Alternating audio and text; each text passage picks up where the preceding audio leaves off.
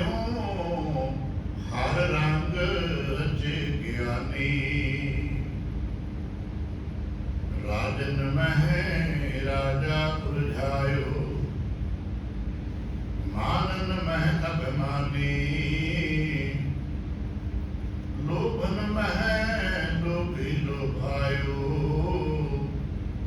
त्यों हर रंग रचे ज्ञानी। हर जन कहो इही सुहावै, पेख निकट कर सेवा सतगुर। हर कीर्तन ही तृप्तावै, रहाओ अमदन स्यों अमली लपटायो। भूमन भूम प्यारी, खीर संग पारक है लीना। प्रभ संत ऐसे हितकारी, विद्या महे विद्या नैन देख सुख पावहैं।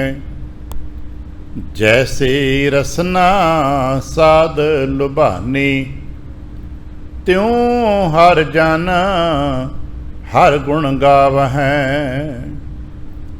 जैसी भूख तैसी का पूरक, सगल कटा का स्वामी। नानक प्यास लगी दर्शन की, प्रभ मिलिया अंतर जामी। जैसी भूख तैसी का पूरक, सगल कटा का स्वामी। नानक प्यास लगी दर्शन की, प्रभ मिलिया अंतर जामी। वाहिगुरु जी का खालसा, वाहिगुरु जी की फतेह। सतगुरु पातशाह साहिब जी दे पावन दरबार दीयां हाज़रियां भरदिआं गुरु पातशाह साहिब जी दे अपने ही निज पावन स्वरूप शब्द नाल चित ला के जद आप सावधान ते एकाग्र चीत होए जुड़ मिल बैठे हो, पातशाह गुरुदेव जी दियां बेअंत महरहमतां ते वडियाइयां जो सत संगत विच सदा वरतदियां ने, आप उन्हां दे सांझी ते धारणी होयो। किरपालता करना, अपने निर्मल हिरदे चों अरदास करना, जो गुरु पातशाह साहिब जी रहमत करना। पावन शब्द दी विचार बोलण दा ताण ਅਤੇ ਵਿਚਾਰ ਦਾ ਪ੍ਰਵਾਹ ਬਖਸ਼ੋ। ਇੱਕ ਵਾਰ ਆਸੀਸ ਦਿੰਦਿਆਂ ਅੰਮ੍ਰਿਤ ਦ੍ਰਿਸ਼ਟੀ ਪਾ ਕੇ ਜਪਣਾ ਜੀ ਸਤਨਾਮ ਸ਼੍ਰੀ ਵਾਹਿਗੁਰੂ। ਗਰੀਬ ਨਿਵਾਸ ਘਟ ਘਟ ਕੇ ਵਾਸੀ ਸ਼੍ਰੀ ਅਕਾਲ ਪੁਰਖ ਵਾਹਿਗੁਰੂ ਜੀ ਦਾ ਕੋਟਾਨ ਕੋਟ ਸ਼ੁਕਰਾਨਾ ਹੈ जो सच्चे पातशाह साहिब जी ने कृपा की है। संपूर्ण रैन अपने प्यार ते भाणे च बतीत कराइए। अमृत वेले की जाग बख्शिश की तिस वक़्त अपने पावन दरबार की हाज़री भरन दा सुभाग बख्श। हर रोज़ की तरह अज भी अमृत वेले महाराज की रहमत का दर खुलदा है। साढ़े वास्ते उपदेश प्राप्त होया। अज मुड़ दोहरा सानू फिर महाराज ने इस विश्वास से टिकाए। गुरपूरे कृपा तारी, प्रभ पूरी लोच मारी। ਜਦੋਂ ਕਿਰਪਾ ਹੁੰਦੀ ਤੇ ਫਿਰ ਕੀ ਹੁੰਦਾ, ਗੁਰਚਰਣੀ ਲਾ ਲੈਂਦੇ। ਜਦੋਂ ਗੁਰਪੂਰੇ ਚਰਣੀ ਲਾਇਆ ਹੁੰਦਾ ਹੈ ਨਾ, ਫਿਰ ਅਗਲਾ ਕਦਮ ਪ੍ਰਾਪਤ ਹੁੰਦਾ ਹੈ। ਗੁਰਪੂਰੇ ਚਰਣੀ ਲਾਇਆ, ਹਰ ਸੰਗ ਸਹਾਈ ਪਾਇਆ। ਤੇ ਹਰ ਸੰਗ ਸਹਾਈ ਦਾ ਸਰੂਪ ਕੀ ਹੈ? ਜਹ ਜਾਈਏ ਤਹਾਂ ਸੁਹੇਲੇ, ਕਰ ਕਿਰਪਾ ਪ੍ਰਭ ਮੇਲੇ। ਸਾਨੂੰ ਹੁਕਮ ਹੈ ਹਰ ਗੁਣ ਗਾਵੋ ਸਦਾ ਸਪਾਈ। ਪਿਆਰੇ, ਤੁਸੀਂ ਵਾਹਿਗੁਰੂ ਵਾਹਿਗੁਰੂ ਕਰਿਆ ਕਰੋ, ਉਹਦੀ ਉਸਤਤ ਕਰਿਆ ਕਰੋ। ਸੁਖਮਨੀ ਸਾਹਿਬ ਦਾ ਪਾਠ ਕਰਨ ਵਾਲੇ ਜਾਣਦੇ ਨੇ, ਮਹਾਰਾਜ ਕਹਿੰਦੇ ਉਸਤਤ ਮਨ ਮੈਂ ਹੈ ਕਰ ਨਿਰੰਕਾਰ। ਜਿੱਥੇ ਨਿਰੰਕਾਰ ਦੀ ਉਸਤਤ ਕਰਨੀ ਹੈ ਨਾ, ਉੱਥੇ ਥੋੜ੍ਹਾ ਜਿਹਾ ਕੰਮ ਤਾਂ ਹੋਰ ਵੀ ਕਰਨਾ ਪੈਣਾ। ਉਹ ਹੈ ਕਰ ਮਨ ਮੇਰੇ ਸਤ ਵਿਵਹਾਰ। ਆਪਣੇ ਪਰਿਵਾਰ ਤੋਂ ਲੈ ਕੇ ਸੰਗੀਆਂ ਸਾਥੀਆਂ ਤੱਕ ਜਿਨ੍ਹਾਂ ਜਿਨ੍ਹਾਂ ਦੇ ਨਾਲ ਵੀ ਤੇਰਾ ਸੰਬੰਧ ਬਣਦਾ ਹੈ, ਵਿਵਹਾਰ ਸੱਚਾ ਸੁੱਚਾ ਰੱਖੀ। ਕਿਉਂਕਿ ਸਮਾਜ ਵਿੱਚ ਵਿਵਹਾਰ ਦੀ ਹੀ ਕੀਮਤ ਪੈਂਦੀ ਹੈ, ਕਿਰਦਾਰ ਦੀ ਕੀਮਤ ਪੈਂਦੀ ਹੈ, ਆਚਾਰ ਦੀ ਕੀਮਤ ਪੈਂਦੀ ਹੈ। ਬਾਕੀ ਠੀਕ ਹੈ, ਵਕਤੀ ਤੌਰ 'ਤੇ ਕੋਈ ਵਿਦਵਾਨ ਹੈ, ਕੋਈ ਧਨੀ ਹੈ, ਕੋਈ ਗਰੀਬ ਹੈ, ਕੋਈ ਅਮੀਰ ਹੈ, ਇਹਦੀ ਕੀਮਤ ਸਿਰਫ ਆਰਥਿਕ ਮੰਡਲਾਂ 'ਚ ਪੈਂਦੀ ਹੈ, ਵਪਾਰ 'ਚ ਪੈਂਦੀ ਹੋਏਗੀ। ਪਰ ਜੇ ਕਿਸ ਦਾ ਆਚਾਰ ਵਿਵਹਾਰ ਕਿਰਦਾਰ ਸੱਚਾ ਸੁੱਚਾ ਹੈ ਤੇ ਇਸ ਦੀ ਕੀਮਤ ਹਰ ਥਾਂ 'ਤੇ ਪੈਂਦੀ। ਵਪਾਰ ਦੇ ਵਿੱਚ ਵੀ ਸੱਚੇ ਸੁੱਚੇ ਮਨੁੱਖ ਦਾ ਕਾਰ ਵਿਹਾਰ ਚੱਲਦਾ। ਕਿਤੇ ਗਾਹੇ ਬਗਾਹੇ ਨੂੰ ਬਾਜ਼ਾਰ 'ਚੋਂ ਉਧਾਰ ਨਗਦ ਲੈਣ ਦੀ ਲੋੜ ਪਵੇ ਤੇ ਕੋਈ ਮਨਾ ਨਹੀਂ ਕਰਦਾ, ਉਹਨੂੰ ਪਤਾ ਹੁੰਦਾ ਵੀ ਸੱਚਾ ਸੁੱਚਾ ਬੰਦਾ ਹੈ, ਵਾਅਦਾ ਕਰੇਗਾ ਤੇ ਮੋੜ ਦੇਵੇਗਾ। ਘਰ ਪਰਿਵਾਰ ਸਮਾਜ ਵਿੱਚ ਵੀ ਇਸੇ ਤਰ੍ਹਾਂ ਲੋਕ ਮਦਦਾਂ ਕਰਦੇ ਨੇ, ਪਰ ਉਹਦੇ ਵਾਸਤੇ ਤੁਹਾਨੂੰ ਆਪਣਾ ਵਿਵਹਾਰ ਸੱਚਾ ਸੁੱਚਾ ਰੱਖਣਾ ਪੈਂਦਾ।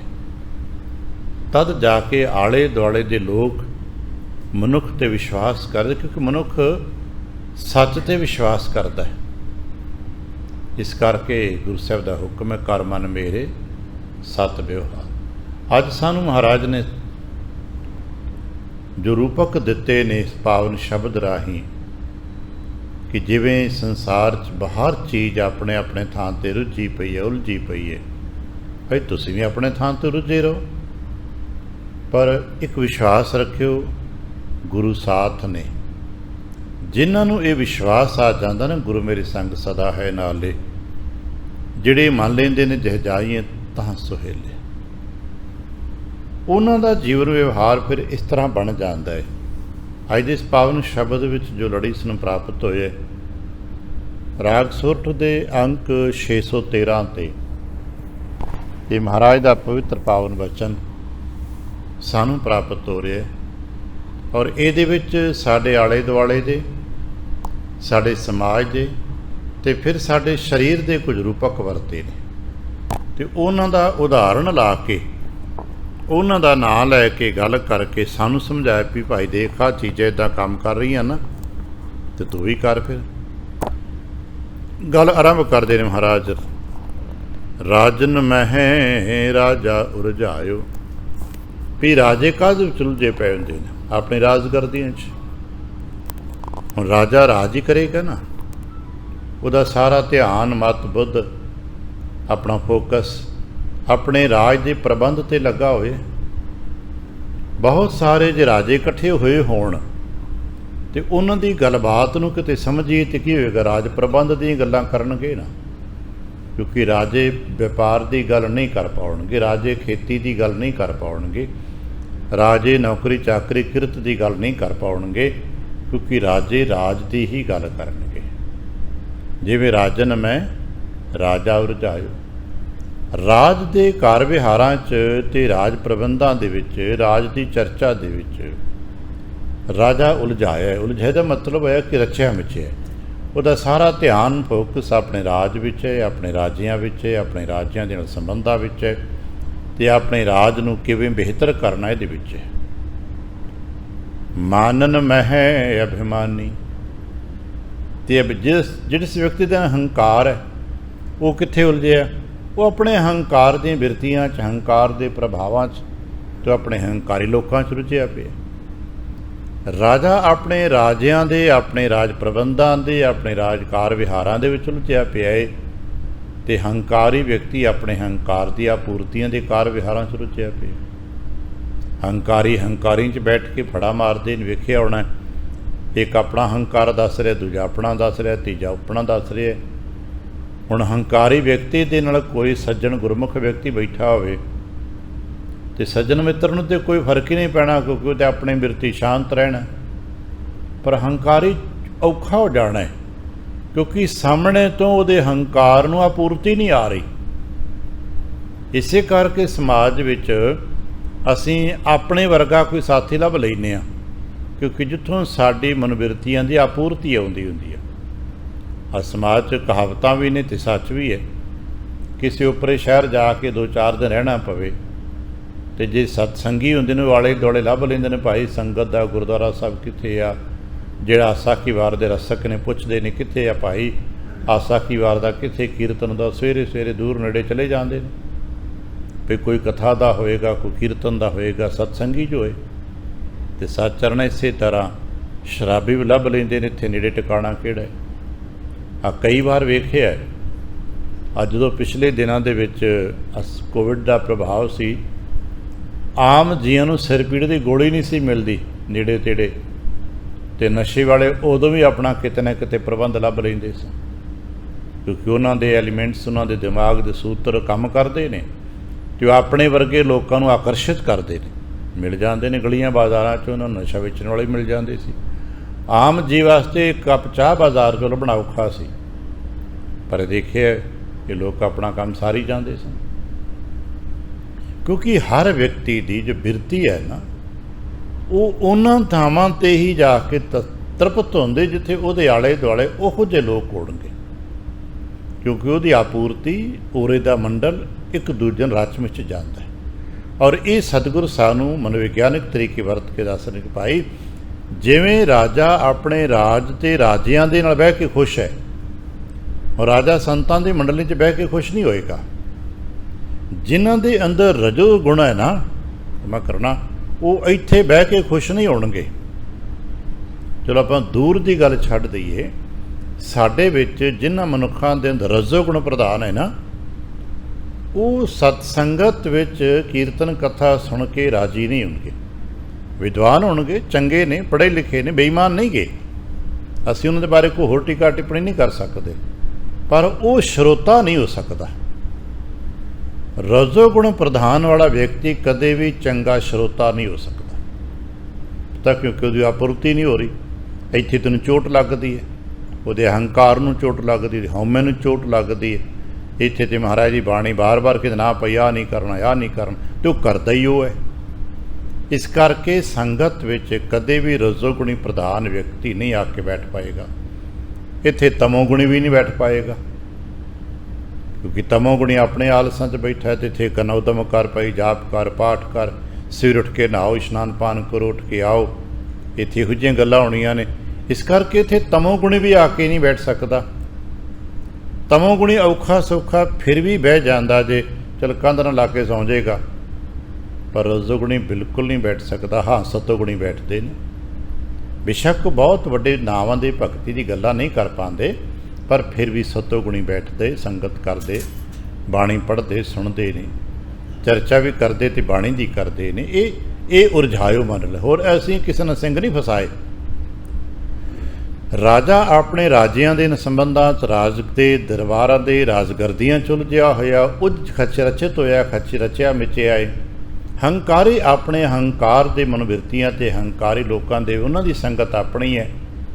ਇਹ ਗੱਲ ਅਗਲੀ ਕਹਿੰਦੇ, ਰਾਜਨ ਮੈਂ ਰਾਜਾ ਉਰਝਾਇਓ, ਮਾਨਨ ਮੈਂ ਅਭਿਮਾਨੀ, ਲੋਭਨ ਮੈਂ ਹੈ ਲੋਭੀ ਲੋਭਾਇਓ।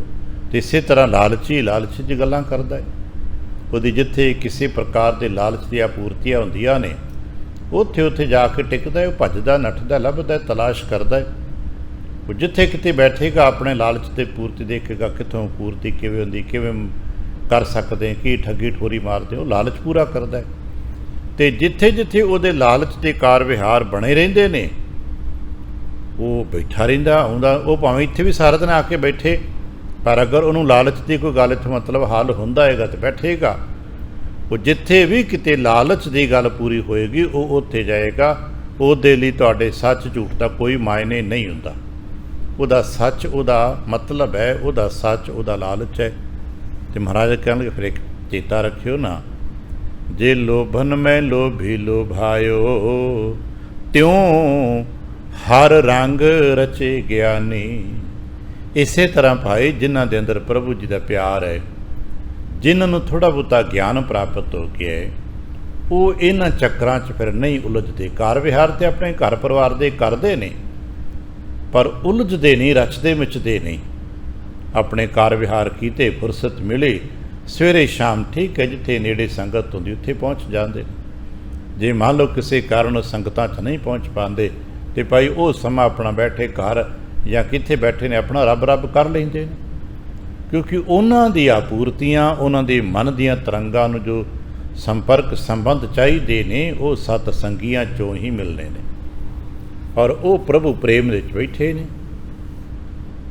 ਤਿਉਂ ਹਰ ਰੰਗ ਪ੍ਰੇਮ ਦੇ ਵਿੱਚ, ਪ੍ਰਭੂ ਜੀ ਵਾਹਿਗੁਰੂ ਜੀ ਦੇ ਪ੍ਰੇਮ ਦੇ ਵਿੱਚ ਰੰਗੇ ਹੋਏ ਨੇ, ਰਚੇ ਮਿਚੇ ਨੇ ਗਿਆਨੀ। ਇੱਥੇ ਗਿਆਨ ਦਾ ਭਾਵ ਜਾਣਕਾਰ ਨਹੀਂ, ਜਿਹੜੇ ਪ੍ਰਭੂ ਦੇ ਪਿਆਰੇ ਨੇ, ਜਿਨ੍ਹਾਂ ਨੂੰ ਪ੍ਰਭੂ ਵਾਹਿਗੁਰੂ ਜੀ ਦੇ ਗਿਆਨ ਦਾ, ਵਾਹਿਗੁਰੂ ਜੀ ਦੇ ਪ੍ਰੇਮ ਦੀ ਸਮਝ ਆ ਗਈ। ਇਸ ਕਰਕੇ ਕਹਿਣ ਲੱਗੇ ਹਰ ਜਨ ਕਉ ਇਹੀ ਸੁਹਾਵੈ। ਭਾਈ ਪ੍ਰਭੂ ਦੇ ਪਿਆਰਿਆਂ ਨੂੰ ਤੇ ਇਹੀ ਸ਼ੋਭਾ ਦਿੰਦਾ ਹੈ। ਹੁਣ ਅਸੀਂ ਆਪਣੇ ਆਪ ਨੂੰ ਪਿਆਰਿਆਂ 'ਚ ਸ਼ਾਮਲ ਕਰਨਾ ਹੈ ਅਤੇ ਸਾਨੂੰ ਇਹ ਕੰਮ ਕਰਨਾ ਪਏਗਾ। ਅਸੀਂ ਕਦੇ ਕਦੇ ਆਪਣੇ ਘਰ ਪਰਿਵਾਰ 'ਚ ਵਡੇਰਿਆਂ ਤੋਂ ਸੁਣਿਆ, ਜਿੱਥੇ ਸਮੂਹਕ ਪਰਿਵਾਰ ਹੁੰਦੇ ਨੇ ਜਾਂ ਵੱਡਿਆਂ ਦੀ ਗੱਲ ਥੋੜ੍ਹੀ ਬਹੁਤੀ ਸੁਣੀ ਜਾਂਦੀ ਹੈ, ਫਿਰ ਵੱਡੇ ਕਹਿੰਦੇ ਨਾ ਭਾਈ ਤੁਹਾਨੂੰ ਸ਼ੋਭਾ ਨਹੀਂ ਦਿੰਦਾ। ਜਦੋਂ ਕੋਈ ਵਿਅਕਤੀ ਸਿਆਣਾ ਵਿਅਕਤੀ ਕਿਤੇ ਹੋਰ ਥਾਂ ਵੱਲੋਂ ਤੁਰਦਾ ਕੀ ਕਹਿੰਦਾ ਨਾ ਭਾਈ ਤੈਨੂੰ ਸ਼ੋਭਾ ਨਹੀਂ ਦਿੰਦਾ, ਕਿਉਂਕਿ ਹਰ ਵਿਅਕਤੀ ਦੇ ਆਪਣੇ ਇੱਕ ਸਟੇਟਸ ਮੁਤਾਬਕ, ਉਮਰ ਮੁਤਾਬਕ ਜਗ੍ਹਾਵਾਂ ਹੁੰਦੀਆਂ ਨੇ। ਹੁਣ 40-50 ਸਾਲ ਦੀ ਉਮਰ ਦਾ ਬੱਚਾ ਨਹੀਂ ਨਾ, ਹੁਣ ਬਚਪਨ ਦੀਆਂ ਗੱਲਾਂ ਕਰਦੇ ਕਿ ਇਹਨੇ ਤੁਹਾਨੂੰ ਨਹੀਂ ਸ਼ੋਭਾ ਦਿੰਦਾ। ਹਾਂ, ਸਤਸੰਗਤ 'ਚ ਆਉਣ ਜਾਣ ਵਾਲੇ ਵਿਅਕਤੀ ਇੱਥੇ ਭੜਕੀਲੇ ਲਿਬਾਸ ਪਾ ਕੇ ਆਉਣ ਅਤੇ ਸਿਆਣੇ ਕੀ ਕਹਿਣਗੇ ਨਾ ਭਾਈ ਤੁਹਾਨੂੰ ਨਹੀਂ ਸ਼ੋਭਾ ਦਿੰਦਾ। ਹਾਂ, ਬੱਚੇ ਬਾਜ਼ਾਰਾਂ 'ਚ ਤੁਰੇ ਫਿਰਦੇ ਨੇ, 100 ਵਾਰੀ ਤੁਰੇ ਫਿਰਨ, ਪਰ ਕੋਈ ਸਿਆਣੀ ਉਮਰ ਦਾ ਇੱਥੇ ਜਾਂ ਸਤਸੰਗਤ ਕੋਈ ਭੜਕੀਲੇ ਕੱਪੜੇ ਪਾ ਕੇ ਆਉਂਦਾ ਹੈ ਅਤੇ ਸਿਆਣੇ ਕੀ ਕਹਿਣਗੇ ਨਾ ਭਾਈ ਸੰਗਤ ਵਿੱਚ ਸ਼ੋਭਾ ਨਹੀਂ ਦਿੰਦਾ। ਅਤੇ ਫਿਰ ਕੀ ਸ਼ੋਭਾ ਦਿੰਦਾ ਹੈ? ਕਹਿਣਗੇ ਉੱਥੇ ਸਾਦਾ ਲਿਬਾਸ ਪਾ ਕੇ ਜਾਓ ਭਾਈ, ਉੱਥੇ ਅਦਬ ਦਾ ਭਾਵ, ਪਿਆਰ, ਸਨਮਾਨ ਹੈ। ਉੱਥੇ ਭਾਈ ਮਨਾ ਨਹੀਂ ਹੈ, ਪਰ ਭਾਈ ਤੁਸੀਂ ਅਦਬ ਨਾਲ ਜਾਓ, ਬਣ ਠਣ ਕੇ ਜਾਓ, ਤਿਆਰ ਹੋ ਕੇ ਜਾਓ ਚੰਗੀ ਤਰ੍ਹਾਂ। ਇਹ ਸ਼ੋਭਾ ਦਿੰਦਾ ਹੈ। ਗੁਰਮੁਖ ਜਨਾਂ ਨੂੰ ਕੀ ਸ਼ੋਭਾ ਦਿੰਦਾ ਹੈ? ਬਈ ਉਹ ਪ੍ਰਭੂ ਦੇ ਰੰਗ ਦੀਆਂ ਗੱਲਾਂ ਕਰਨ, ਪ੍ਰਭੂ ਦੇ ਪ੍ਰੇਮ 'ਚ ਬੈਠੇ ਹੋਣ। ਹੁਣ ਕੋਈ ਆਪਣੇ ਆਪ ਨੂੰ ਅਸੀਂ ਕਹਿ ਰਹੀਏ ਫਲਾਣਾ ਤਾਂ ਇੱਕ ਦੇਖੋ ਜੀ ਗਿਆਨੀ ਹੈ, ਗੁਰਮੁਖ ਹੈ, ਅਤੇ ਬੈਠਾ ਹੋਵੇ ਪਾਰਕਾਂ 'ਚ ਤਾਸ਼ ਖੇਡਦਾ ਹੋਵੇ ਅਤੇ ਕੀ ਉਹਨੂੰ ਸ਼ੋਭਾ ਦਿੰਦਾ? ਅਸੀਂ ਕਹਾਂਗੇ ਨਾ ਭਾਈ ਤੈਨੂੰ ਸ਼ੋਭਾ ਨਹੀਂ ਦਿੰਦਾ। ਗੁਰਮੁਖ ਜਨਾਂ ਨੂੰ, ਹਰੀ ਜਨਾਂ ਨੂੰ ਸ਼ੋਭਾ ਦਿੰਦਾ ਹੈ। ਉਹ ਸਤ ਸੰਗਤ ਕਰਨ, ਭਜਨ ਬੰਦਗੀ ਕਰਨ, ਆਪਣੇ ਗੁਰਬ ਦੇ ਪਿਆਰਿਆਂ ਦੀ ਸੰਗਤ ਕਰਨ। ਹਰ ਜਨ ਕਉ ਇਹੀ ਸੁਹਾਵੈ। ਇਹਨਾਂ ਵਾਸਤੇ ਤੇ ਹਰੀ ਜਨਾਂ ਵਾਸਤੇ ਫਿਰ ਹੀ ਸ਼ੋਭਾ ਦਿੰਦਾ ਨਾ। ਹੁਣ ਸ਼ੋਭਾ ਕਰਨ ਕੀ? ਪੇਖ ਨਿਕਟ। ਸਭ ਤੋਂ ਪਹਿਲਾਂ ਇਹ ਉਹਨਾਂ ਨੇ ਹੁੰਦਾ ਹੈ ਕਿ ਰੱਬ ਨੂੰ ਨੇੜੇ ਜਾਣਨਾ। ਜਿਹੜੇ ਆਮ ਲੋਕ ਇੱਧਰ ਉੱਧਰ ਤੁਰੇ ਫਿਰਦੇ ਨੇ, ਉਹਨਾਂ ਨਾਲ ਗੱਲ ਕਰੀਏ ਰੱਬ ਦੀ ਨਾ, ਕਹਿੰਦੇ ਰੱਬ ਤੇ ਬੜੀ ਦੂਰ ਨਾ ਭਾਈ, ਸਾਡੇ ਵੱਸ ਦੀ ਗੱਲ ਨਹੀਂ। ਅੱਜ ਵੀ ਆਪਣੇ ਘਰ ਪਰਿਵਾਰਾਂ, ਸਮਾਜ ਬਹੁਤ ਸਾਰੇ ਜੀਆਂ ਨਾਲ ਕਿਤੇ ਇਸ ਵਿਸ਼ੇ ਦੀ ਗਾਹੇ ਬਗਾਹੇ ਚਰਚਾ ਹੁੰਦੀ ਕਿ ਨਾ ਭਾਈ ਸਾਡੇ ਵੱਸ ਦੀ ਗੱਲ ਨਹੀਂ, ਪਰਮਾਤਮਾ ਤੇ ਪਤਾ ਨਹੀਂ ਕਿੰਨੀ ਦੂਰ ਹੈ। ਗੁਰਮੁਖ ਜਨਾਂ ਲਈ ਇਹ ਸ਼ੋਭਾ ਦਿੰਦਾ ਹੈ ਕਿ ਉਹ ਇਹ ਗੱਲ ਦ੍ਰਿੜ ਕਰਕੇ ਰੱਖਣ ਕਿ ਪੇਖ ਨਿਕਟ, ਵਾਹਿਗੁਰੂ ਨਜ਼ਦੀਕ ਹੈ। ਜਿਵੇਂ ਅੱਜ ਕਹਿੰਦੇ ਨਾ ਕਿ ਭਾਈ ਇਹ ਗੱਲ ਦ੍ਰਿੜ ਕਰਕੇ ਰੱਖਣਾ ਕਿ ਗੁਰੂ ਜਹ ਜਾਈਐ ਤਾਹਾਂ ਸੁਹੇਲੇ, ਉਹ ਨੇੜੇ ਹੈ। ਪਰਮਾਤਮਾ ਹਰ ਥਾਂ 'ਤੇ ਪੇਖ ਨਿਕਟ, ਉਹਨੂੰ ਨੇੜੇ ਜਾਣੇ। ਨੇੜੇ ਜਾਣ ਕੀ ਕਰੇ? ਕਰ ਸੇਵਾ ਸਤਿਗੁਰ ਕਰੇ ਸੇਵਾ, ਅਤੇ ਸੇਵਾ ਕਿਹਦੀ ਕਰੇ? ਸਤਿਗੁਰੂ ਦੀ। ਔਰ ਇਹੀ ਇੱਕ ਰਹੱਸਵਾਦ ਹੈ ਸਾਡੇ ਵਡੇਰਿਆਂ ਤੋਂ ਸੀਨਾ ਬਸੀਨਾ ਸਾਡੇ ਤੱਕ ਪਹੁੰਚਾ। ਆ ਸਵੇਰੇ ਸ਼ਾਮ ਦੁਪਹਿਰੇ ਗਰਮੀਆਂ ਲੱਗਦੀਆਂ ਨੇ ਜਾਂ ਹੋਰ ਸਰਦੀ ਵਿਹਾਰ ਆਦਿ ਹੁੰਦੇ ਨੇ, ਸੇਵਾ ਤਾਂ ਮਨੁੱਖ ਦੀ ਕਰਦੇ ਹੋ, ਪਰ ਜੇ ਕਿਸੇ ਕੋਈ ਫਲਾਣੇ ਮਨੁੱਖ ਦੀ ਸੇਵਾ ਨਹੀਂ, ਸਤਿਗੁਰ ਕੀ ਸੇਵਾ ਹੈ। ਮੰਨ ਲਓ ਕੋਈ ਪਾਣੀ ਪਿਲਾ ਰਿਹਾ ਹੈ ਅਤੇ ਕੀ ਕਹਾਂਗੇ ਬੰਦਿਆਂ ਦੀ ਸੇਵਾ ਕਰਦਾ? ਕਹਿਣਗੇ ਨਹੀਂ, ਸਤਿਗੁਰ ਦੀ ਸੇਵਾ। ਕੋਈ ਲੰਗਰ ਵਰਤਾਉਂਦਾ ਪਿਆ, ਸਤਿਗੁਰ ਦੀ ਸੇਵਾ। ਚਲੋ ਇਹ ਤਾਂ ਸੰਗਤ ਬਾਹਰ ਵੀ ਦੇਖਿਆ ਹੈ, ਕੋਈ ਹਸਪਤਾਲਾਂ ਦਵਾਈਆਂ ਦੇ ਰਿਹਾ, ਕੋਈ ਹੋਰ ਕਰ ਰਿਹਾ। ਜਿਹੜੇ ਗੁਰਮੁਖ ਜਨ ਨੇ ਉਹ ਸਾਰੇ ਕਰਮ ਕਰਤੱਵ ਨੂੰ ਸਤਿਗੁਰੂ ਦੀ ਸੇਵਾ ਕਹਿ ਰਹੇ ਨੇ। ਐਸੇ ਬਹੁਤ ਸਾਰੇ ਜੀਵਨ ਜਾਤੀ ਜਾਣਦੇ ਆ ਜਿਨ੍ਹਾਂ ਨੂੰ ਕਈ ਸਾਲ ਹੋ ਗਏ ਨੇ, ਰੋਜ਼ਾਨਾ ਇਲਾਕੇ ਦੇ ਮਰੀਜ਼ਾਂ ਨੂੰ ਇਕੱਠਿਆਂ ਕਰਦੇ ਨੇ, ਹਸਪਤਾਲ ਤੱਕ ਲੈ ਕੇ ਜਾਂਦੇ ਨੇ, ਦਵਾ ਦਾਰੂ ਦਵਾਉਂਦੇ ਨੇ, ਲੋੜ ਪਈ ਜਿੰਨੀ ਸੰਗਤ ਤੋਂ ਪੈਸੇ ਮੰਗ ਕੇ ਇਕੱਠੇ ਕਰਕੇ ਵੀ ਉਹਨਾਂ ਦਾ ਇਲਾਜ ਕਰਾਉਂਦੇ ਨੇ। ਐਸੇ ਸੱਜਣ ਮਿੱਤਰ ਹੈਗੇ ਨੇ ਜਿਹਨੂੰ ਸਾਲ ਦਰ ਸਾਲ ਹੋ ਗਏ ਨਹੀਂ ਕੋਈ ਕੰਮ ਕਰਦੇ ਆ ਮੋਰਿੰਡੇ ਤੋਂ ਇੱਕ ਸੰਗਤ ਬਾਬਾ ਜੀ ਆਉਂਦੇ ਨੇ, ਉਹ ਕਈ ਸਾਲ ਹੋ ਗਏ ਮੈਨੂੰ ਦੇਖਦੇ ਆ, ਆਪਣੇ ਇਲਾਕੇ ਦੇ ਮਰੀਜ਼ਾਂ ਨੂੰ ਇਕੱਠੇ ਕਰਦੇ ਨੇ, ਇੱਕ ਗੱਡੀਆਂ 'ਚ ਲੈ ਕੇ ਹਸਪਤਾਲ ਲੈ ਕੇ ਆਉਂਦੇ ਨੇ, ਥਾਂ ਪਰ ਥਾਂ ਜਿਹੜੇ ਡਾਕਟਰ ਕੋਲ ਉਹਨਾਂ ਦੀ ਜ਼ਰੂਰਤ ਹੁੰਦੀ ਹੈ ਉਹ ਦਵਾ ਦਾਰੂ ਕਰਦੇ ਨੇ, ਲੋੜਵੰਦ ਦਵਾਈ ਖਰੀਦ ਕੇ ਫਿਰ ਘਰ ਛੱਡ ਕੇ ਆਉਂਦੇ ਨੇ। ਸਾਰੀ ਉਮਰ ਲੱਗੇ ਨੇ ਇਸੇ ਕੰਮ 'ਚ, ਲਗਭਗ 15-20 ਸਾਲ ਤੇ ਮੈਨੂੰ ਦੇਖਦਿਆਂ ਹੋ ਗਏ ਨੇ, ਪਰ ਆਪਣਾ ਸਾਰਾ ਸਮਾਂ ਉਹਨਾਂ ਨੇ ਇਸੇ ਪਾਸੇ ਲਾ ਦਿੱਤਾ। ਸੰਗਤ ਵੀ ਕੋਆਪਰੇਟ ਕਰਦੀ ਹੈ, ਲੋਕਾਂ ਨੂੰ ਪਤਾ ਹੈ ਕਿ ਭਾਈ ਇਹ ਸਕਾਰਥਾ ਹੋ ਰਿਹਾ ਹੈ ਅਤੇ ਮਰੀਜ਼ਾਂ ਦੀ ਸੇਵਾ ਹੋ ਰਹੀ ਹੈ। ਹੁਣ ਹਰਿਜਨ ਕੋ ਇਹੀ ਸੁਭਾਵ ਹੈ, ਉਹ ਹੈ ਹਰੀਜਨ, ਗੱਲਾਂ ਬਾਤਾਂ ਕਰਨ ਵਾਲਾ ਬਾਬਾ ਨਹੀਂ, ਕਿ ਦਿਖਾਵੇ ਵਾਲਾ ਨਹੀਂ, ਅਸਲ ਉਹ ਸੰਤ ਦੇ ਰਾਹ 'ਤੇ ਤੁਰਿਆ ਜਾ ਰਿਹਾ। ਪੇਖ ਨਿਕਟ, ਕੋਈ ਦੁਖੀਆ ਗਰੀਬ ਪਤਾ ਲੱਗਦਾ ਘਰ ਆ ਪਹੁੰਚੇ, ਭਾਈ ਤੁਹਾਨੂੰ ਹਸਪਤਾਲ ਜਾਣ ਦੀ ਲੋੜ ਵਿੱਚ ਦੱਸ ਦਿਆ ਜੇ। ਪੇਖ ਨਿਕਟ ਕਰਦੇ ਕੀ ਨੇ, ਕਰ ਸੇਵਾ ਸਤਿਗੁਰ। ਹੁਣ ਸਤਿਗੁਰੂ ਦੀ ਸੇਵਾ ਹੈ, ਕਿਸੇ ਮਰੀਜ਼ ਦੀ ਸੇਵਾ ਕਰਨਾ, ਦਾਰੂ ਦਰਮਲ ਕਰਨਾ, ਇਹ ਵੈਦ ਸੁਜਾਨ ਰਾਏ ਵਾਲੀ ਸੇਵਾ ਹੈ।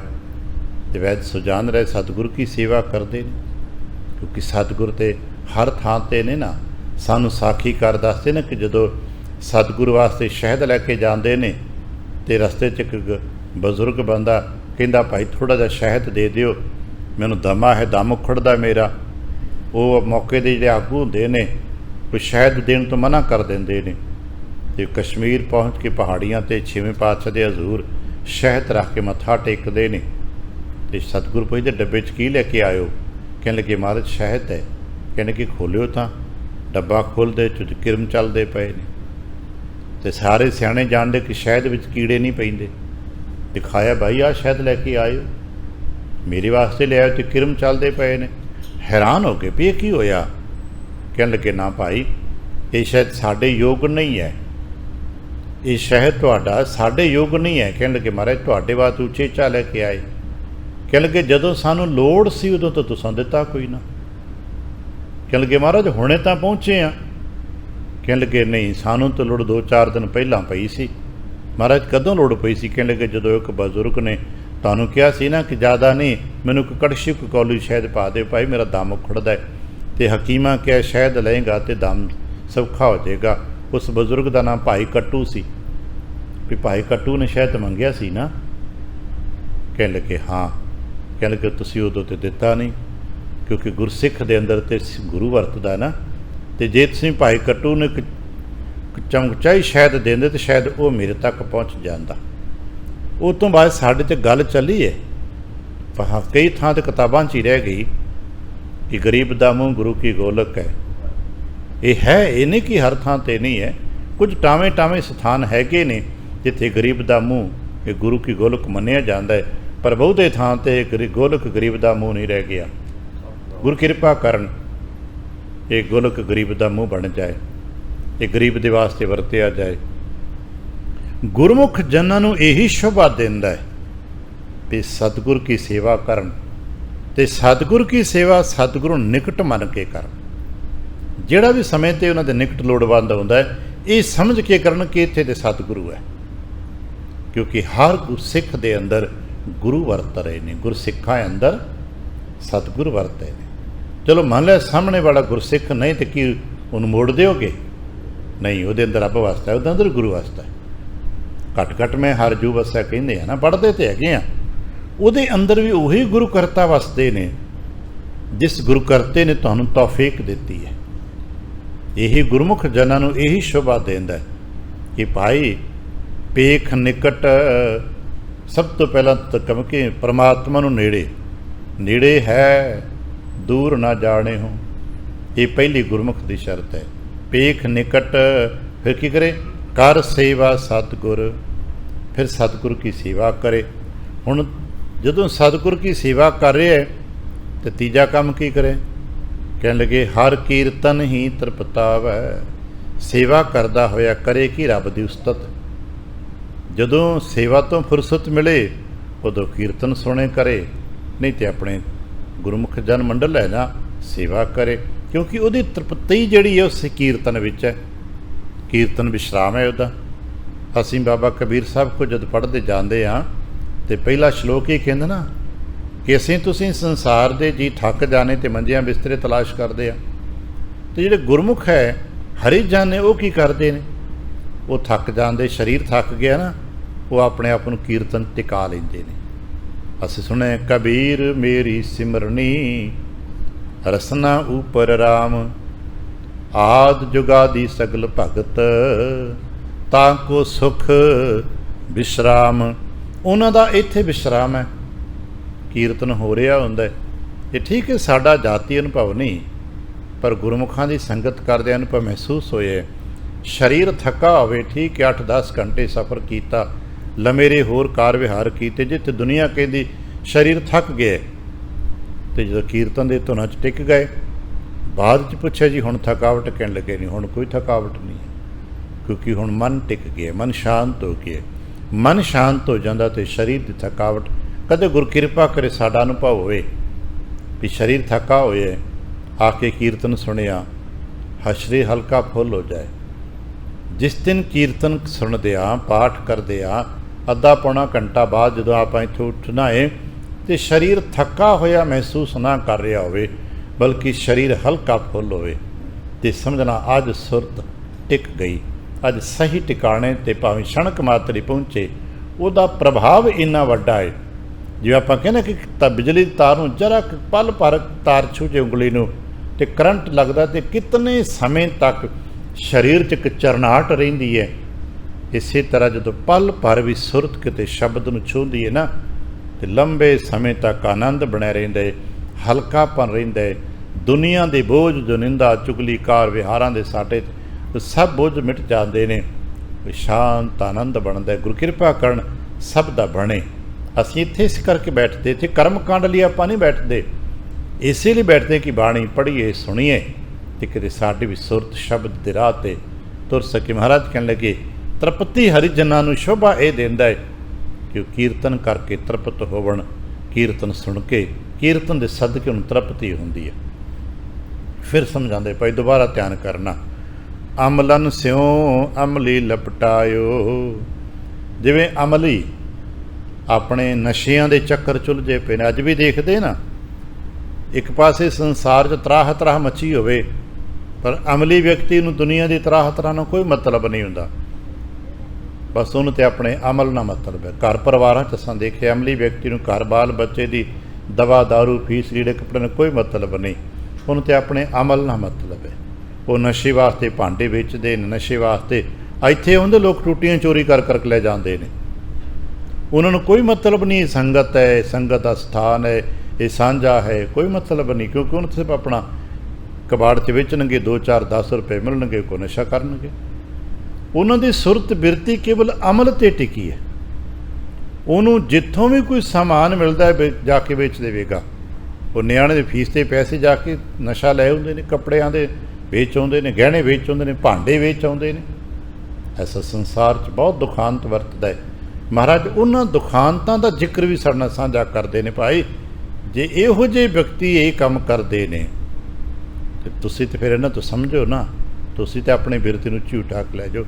ਜਿਵੇਂ ਨਸ਼ੇੜੀ ਵਿਅਕਤੀ ਨਸ਼ੇ ਦੇ ਕਾਰਕਾਂ ਵਿੱਚ ਹੀ ਚੱਕਰਾਂ 'ਚ ਹੀ ਉਲਝਿਆ ਪਿਆ ਹੋਇਆ, ਅਮਲਨ ਸਿਉ ਅਮਲੀ ਲਪਟਾਇਓ, ਭੂਮਨ ਭੂਮ ਪਿਆਰੀ।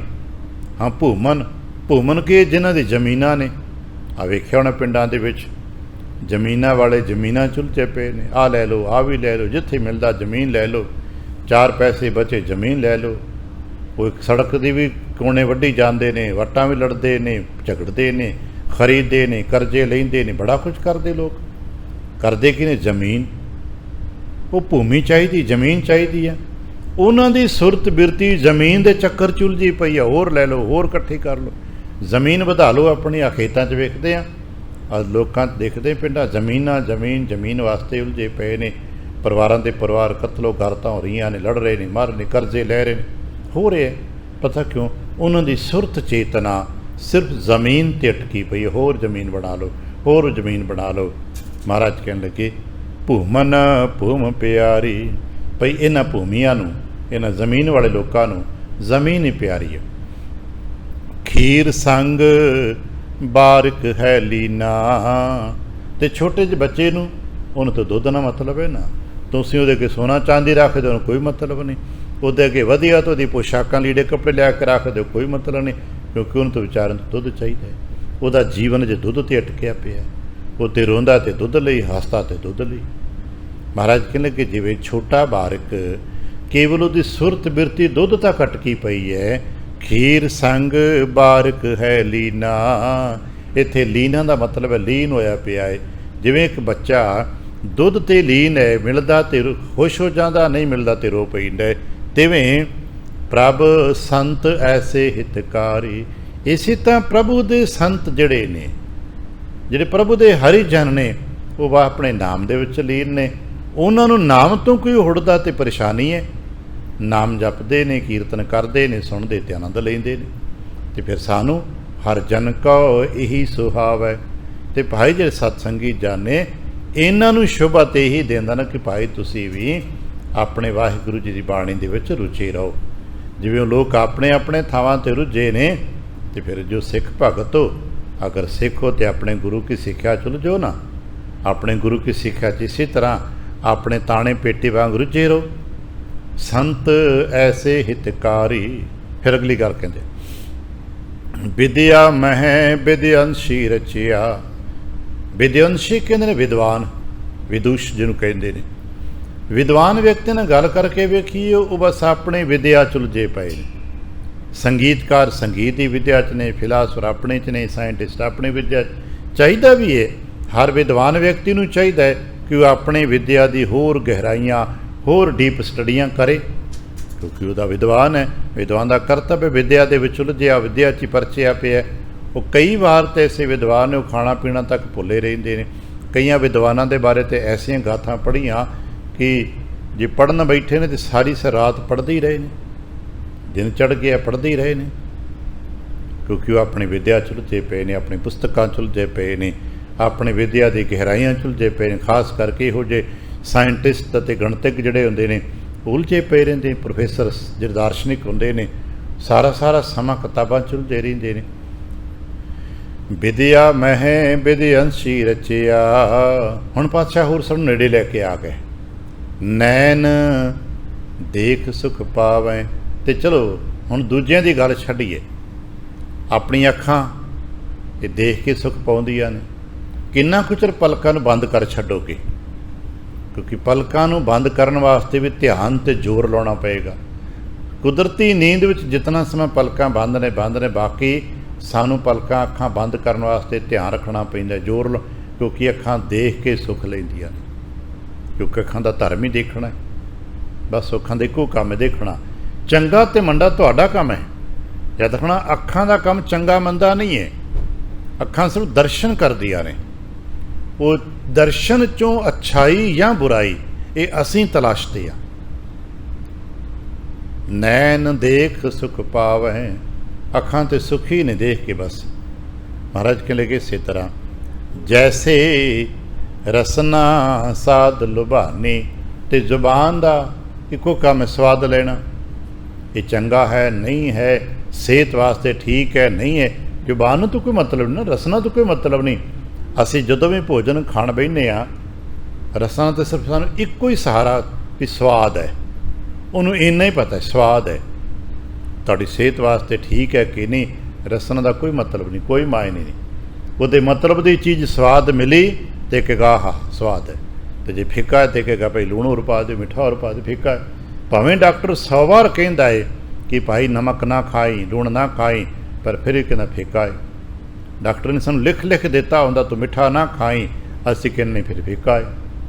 ਕਿਉਂਕਿ ਜ਼ੁਬਾਨ ਦਾ ਰਸਨਾ ਦਾ ਤਾਂ ਆਪਣਾ ਕੰਮ ਹੈ ਨਾ, ਉਹਨੇ ਤਾਂ ਸਵਾਦ ਲੈਣਾ ਹੈ। ਬਿਮਾਰ ਤੇ ਤੁਸਾ ਹੋਣਾ ਹੈ, ਤੰਦਰੁਸਤ ਤੇ ਤੁਸਾ ਹੋਣਾ ਹੈ। ਅੱਜ ਤੱਕ ਕਦੇ ਸੁਣਿਆ ਕਿ ਰਸਨਾ ਬਿਮਾਰ ਹੋ ਗਈ ਹੈ? ਨਹੀਂ, ਰਸਨਾ ਕਿਸੇ ਦੀ ਬਿਮਾਰ ਨਹੀਂ ਜੀ ਹੁੰਦੀ। ਰਸਨਾ ਦਾ ਇੱਕੋ ਕੰਮ ਹੈ ਸਵਾਦ ਲੈਣਾ, ਰਸ ਲੈਣਾ। ਕਹਿਣ ਲੱਗੇ ਜੈਸੇ ਰਸਨਾ ਸਾਧ ਲੁਭਾਨੀ। ਤੇ ਫਿਰ ਕੀ ਕਰੀਏ? ਤਿਉ ਹਰ ਜਨ ਹਰ ਗੁਣ ਗਾਵੈ। ਰਸਨਾ ਮਿਲੀ ਹੈ ਨਾ, ਤੇ ਇਹ ਰਸਨਾ ਨੂੰ ਨਿੰਦਾ ਚ ਵੀ ਤੇ ਸਵਾਦ ਆਉਂਦਾ ਹੈ ਨਾ। ਤੇ ਪਰ ਹਰੀ ਜਨ ਨੂੰ ਕੀ ਚਾਹੀਦਾ ਹੈ? ਹਰੀ ਜਨ ਨੂੰ ਚਾਹੀਦਾ ਕਿ ਇਸ ਰਸਨਾ ਦੀ ਸਹੀ ਵਰਤੋਂ ਕਰ ਸਕੇ। ਰਸਨਾ ਦੇ ਫਿੱਕੇ ਤੇ ਰਸਨਾ ਦੇ ਮਿੱਠੇ ਦੇ ਆਧਾਰ ਤੇ ਕੰਮ ਨਾ ਕਰੇ। ਇਸੇ ਕਰਕੇ ਡਾਈਟੀਸ਼ੀਅਨ ਹੁੰਦੇ ਉਹ ਕਹਿਣਗੇ ਨਹੀਂ, ਸਵਾਦ ਨਹੀਂ, ਸਿਹਤ।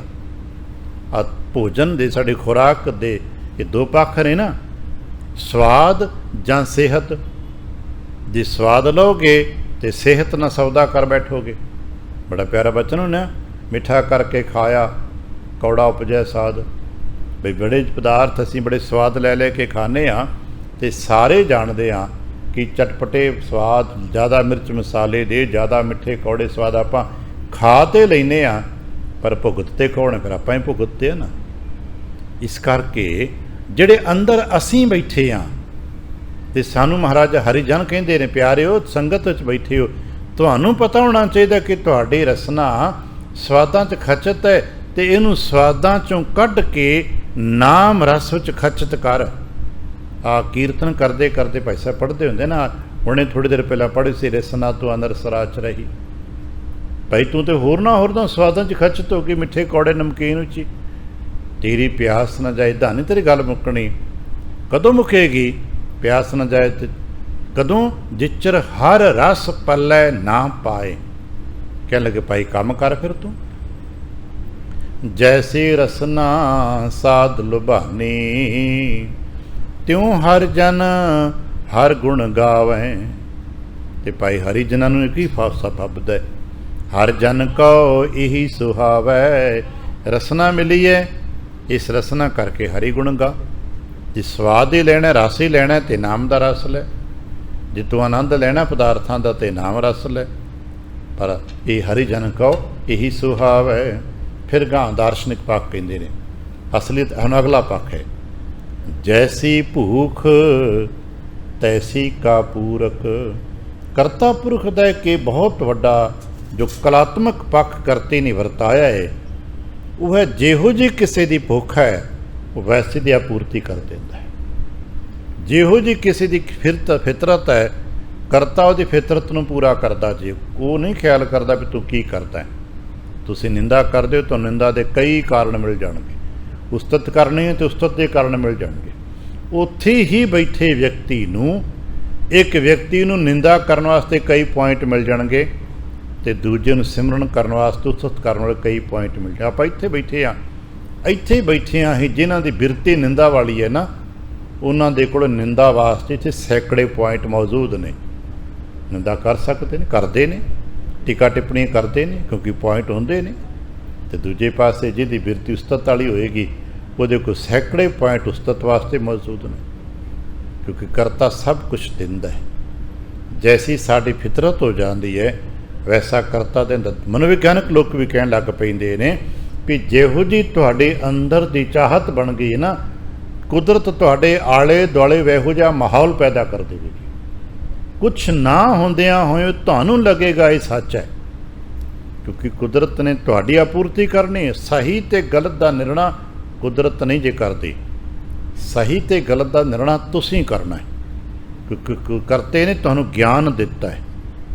ਕੁਦਰਤ ਨੇ ਤਾਂ ਬਸ ਇੱਕ ਕੰਮ ਕੀਤਾ, ਹਰ ਚੀਜ਼ ਆਪਣਾ ਆਪਣਾ ਰਸ ਪਾਤਾ ਹੈ। ਉਹ ਜੈਸੀ ਭੂਖ ਹੈ, ਜੈਸੀ ਕਿਸੇ ਦੇ ਅੰਦਰ ਦੀ ਫਿਤਰਤ ਹੈ, ਉਹ ਅਸੀਂ ਆਪੂਰਤੀ ਕਰ ਦੇਵੇਗਾ। ਦਾਰਸ਼ਨਿਕ ਸਮਝਾਉਂਦੇ ਨੇ ਕਿ ਜਦੋਂ ਕੋਈ ਮਾਲੀ ਬਗੀਚੇ ਲਾਉਂਦਾ ਹੈ ਅਤੇ ਪਾਣੀ 'ਚ ਇੱਕੋ ਜਿਹਾ ਪਾਉਂਦਾ ਹੈ ਨਾ, ਅਤੇ ਉਹ ਖਾਦ ਵੀ ਕੋਈ ਪਾਉਂਦਾ ਹੈ। ਅਤੇ ਉਸੇ ਬਗੀਚੇ ਦੇ ਵਿੱਚ ਕਿਧਰੇ ਗੁਲਾਬ ਦਾ ਫੁੱਲ ਖਿੜਿਆ, ਕਿਤਨੀ ਖੁਸ਼ ਆਪਣਾ ਰੰਗ ਹੈ, ਉੱਥੇ ਚੰਬਾ ਚਮੇਲੀ ਉਹਦੇ ਆਪਣੇ ਆਪਣੇ ਰੰਗ ਨੇ। ਉੱਥੇ ਨਿੰਮ ਦਾ ਬੂਟਾ ਵੀ ਹੈ, ਉੱਥੇ ਅੰਬ ਦਾ ਬੂਟਾ ਵੀ ਹੈ। ਉੱਥੇ ਨਿੰਮ ਦੇ ਬੂਟੇ ਦੇ ਪੱਤੇ ਬੇਹੰਤ ਕੌੜੇ ਨੇ, ਅਤੇ ਅੰਬ ਦੇ ਫਲ ਮਿੱਠੇ ਨੇ। ਉਹਨੂੰ ਪੁੱਛੀ ਵੀ ਇਹਨੇ ਕੌੜਾ ਪਾਣੀ ਪਾਇਆ?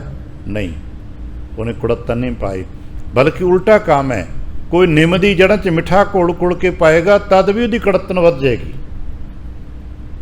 ਅਸੀਂ ਪੜ੍ਹਿਆ, ਮਹਾਰਾਜ ਨੇ ਕਿਹਾ, ਅੰਮ੍ਰਿਤ ਲੈ ਲੈ ਨੀਮ ਸਿੰਚਾਈ, ਕਹੋ ਕਬੀਰ ਉਵਾਂ ਕਾ ਸਹਿਜ ਨ ਜਾਈ। ਤੁਸੀਂ ਮਿੱਠਾ ਘੋਲ ਕੇ ਨਿੰਮ ਦੀ ਜੜ੍ਹਾਂ 'ਚ ਪਾ ਦਿਓਗੇ तो सगों मिठा खाद बन जाएगा तो वो कुड़त्तन होर वध जाएगी, क्योंकि ਉਹਦੀ आपूर्ति कुड़त्तन है। उन्हें कुदरती जमीन चों कुड़त्तन ही खिंचनी है। पर अंब ने कुछ मिठास ले लेनी, गुलाब ने खुशबू ले लेनी, पानी तो इको ही है, रस अलग अलग ने। इस तरह भाई करते की कला, करते की बख्शिश सब एक है। हुण ये साडे ते निर्भर करता है कि असीं निंदा करनी है, असीं विकारां दी ताकत वरतनी है, असीं की करना। वो नहीं मना करता, उन्हें अखां देतियां ने, अखां नूं देखण दी ताप दे दित्ती है, चंगा ते मंदा असां देखना है। उन्हें रसना दे दित्ती है, बोलण दी ताप दे दित्ती है, चंगा ते मंदा असां बोलना है। उन्हें कन दिते ने, सुणन दी ताप दित्ती है, चंगा ते मंदा असां सुणना है। उन्हें हथ दिते ने, करन दी ताप दित्ती है, चंगा ते मंदा असीं करदे आ। पैर दिते ने, चंगे थां लै जाओ, मंदे थां लै जाओ, पैर मना थोड़ा करते हैं, क्योंकि करता ताकत दिंदा। इत्थे बैठियां भी इक्को ही बाणी शब्द साड़ियाँ अलग अलग अरदासां दी आपूर्ति करता है। जैसी भूख तैसी का पूरक, सगल घटां का स्वामी। क्योंकि मालक है, आ सारे हिरदे उसे दे ते है ने, उन्हें भरने ने, पर जो मंग लैके बैठा उन्हें वो भर देनी है। नानक प्यास लगी दर्शन की, हर जन को यही सुहाव है। हरी जन नूं इत्थे लगदी प्यास तो उन्हें दर्शन प्राप्त होंदे ने। कहण लगे प्रभ मिलिया अंतरजामी, जिन्हां दे अंदर दर्शन प्यास टिक जाती है उन्होंने फिर प्रभु भी मिल पैंदे ने। इसे करके दर्शन प्यास बहुत मन मेरा है, असीं टिके रहीए। असीं अरदास करदे इत्थे दर्शन करन आउंदे आ। इत्थे साडे अंदर हौली हौली घर परिवार दी निक्की निक्की लोड़ां तो उठते उठते असीं इत्थे पहुंचे। महाराज बस दर्शन दी जय, खोल की वार, देखते दिन फिर ये भुख ये भी पूरक मिलेगा, ये प्यास भी पूरी हो जाए। गुरुदेव कृपा करन साडी सारिਆਂ ਦੀਆਂ जो भुखा ने, जो साडी ज़रूरतां ने, पहलां शुद्ध हो जाण। शुद्ध होवन ते गुरु करता उनकी आपूर्ति कर देवे। सारे जिन्होंने असीं कहने सारियां साडी शुभ भावनावां ते कामनावां गुरमत अनुसार पूरियां हो जांदियां ने, हो जावन। भुल चुक दी खिमा, आसीस ते प्यार ते फतेह बुलावना। वाहिगुरू जी का खालसा, वाहिगुरू जी की फतेह।